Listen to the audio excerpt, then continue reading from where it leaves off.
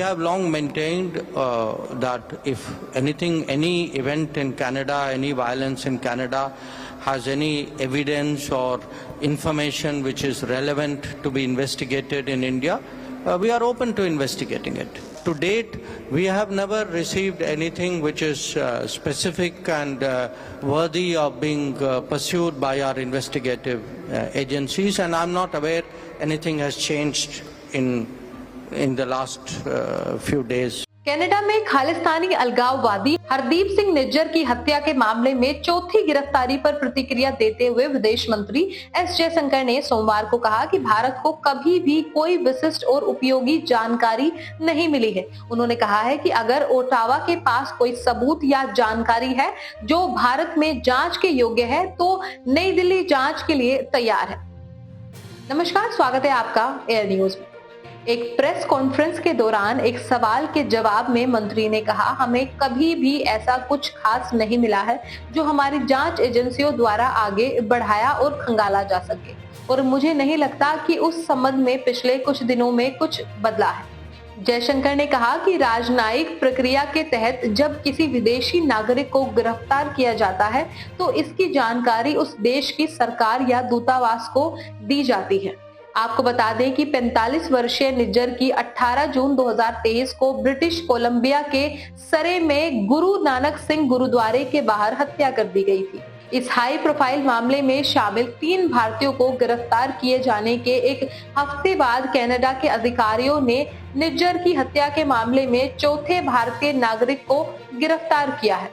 हालांकि भारत और कनाडा के बीच खालिस्तानी अलगाववाद एक लंबे समय से चल रहा मुद्दा रहा है। 1980 के दशक में कनाडा खालिस्तानी आतंकवादियों के लिए एक सुरक्षित पनाहगाह बन गया, जिन्होंने पंजाब में एक अलग सिख राष्ट्र की मांग करते हुए हिंसा की। हाल के वर्षों में कनाडा में सिख चरमपंथी समूहों की गतिविधियों में वृद्धि हुई है। ये समूह अक्सर कनाडा में भारतीय दूतावासों और वाणिज्य दूतावासों के बाहर विरोध प्रदर्शन और रैलियों का आयोजन करते हैं। 2023 में हरदीप सिंह निज्जर की हत्या ने भारत और कनाडा के बीच तनाव को और बढ़ा दिया है। कनाडा में निज्जर की हत्या खालिस्तानी चरमपंथी समूहों की बढ़ती ताकत और उनके बढ़ते खतरे का संकेत है।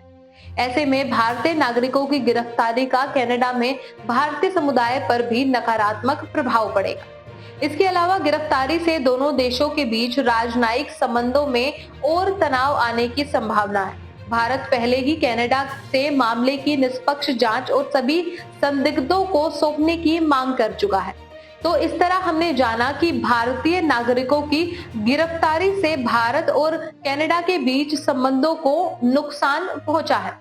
दोनों देशों को सहयोग बढ़ाने, विश्वास बहाल करने और संवाद बनाए रखने के लिए कदम उठाने की जरूरत है, ताकि तनाव को कम किया जा सके और मामले की निष्पक्ष जांच सुनिश्चित की जा सके।